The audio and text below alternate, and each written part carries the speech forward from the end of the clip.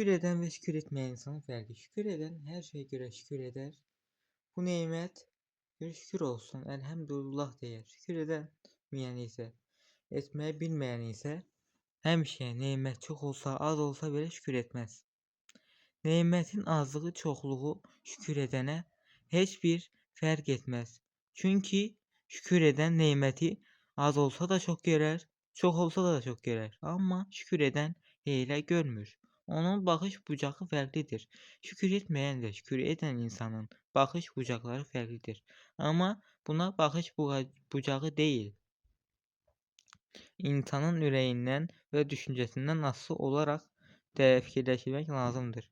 Çünkü şükür eden insan her zaman bilir ki o nimet şükür ettikçe artar. Şükür etmeyen insan ise hiç zaman şükür etmez. Çünkü o nimetin şükür ettikçe arttığını bilmez. Nimete ne kadar şükür etsen nimet seni sever. Az şükür etsen az olar. Çok şükür etsen çok olar. Hiç şükür etmesen hiç olmaz. O nimet o evi terk edersen nimet bir daha gelmez. O evden bir dəfəlik uzaklaşar. Nimete şükür etmek insanın vəzifəsi değil, nimete hürmetidir. Nimete hürmetli olan insan ise Allah'ı sever. Çünkü Allah'ın nimetini sever. Allah'ın nimeti ise büyük ve müqəddəsdir. Peygamberimiz de nimete hürmet etmiştir. Nimete hürmet eden bizdendir demiştir. Ve düz demiştir. Çünkü nimet insanın onda bilmeyeceği ve hayatının çok büyük bir tarafında olduğu bir şeydir. Nimete şükür etmeyen insan geleceği bile bilmez.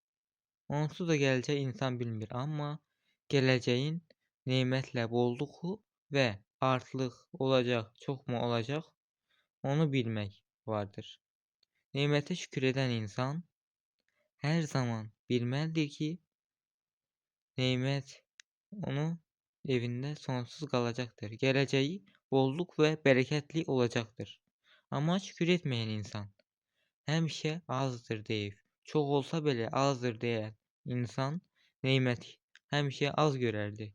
Ona göre ki ona göre her şey azdır. Onun geleceği ise ne malum değil. Hamı bilir ki nimete şükür etmeyen insan geleceğinde nimet çetin tapar. Nimete şükür eden insan ise geleceğinde güzel nimet tapar. Geleceği bollukla olar, rahatlık tapar. Çetinlik şükür etmekte değil. İnsan geleceğin bollukla olmağını istəyirsə şükür eder. Amma bereketsiz olmağını istəyirsə şükür etmez. Bu iki fark geleceği ve bugünün rahatlığını, sabahın rahatlığını, çöreğin evde kalacağını, kalmayacağını bildirer. Çörek şükür edenleri sever. Çünkü çörek de onu sever. Bereket de onu sever. Şükür etmeyen ise bunu anlamaz. Değer ki ben kazandıram deməli çörek mənə gelecek. Pulun varsa çörek gelecek. Ama Allah bereketi sevdiğine bereket verer. Onun evini bereketlendirer. Pulda değil, Allah'ın isteğindedir. Allah her eve nimet kısmet eder. Onun evin pullu olup olmağına bakmaz. Allah'ın kudreti büyüktür. Bu video hakkında fikirlerinizi yazarsınız. Teşekkürler ve kanala abone olup zəngi açmayı unutmayın.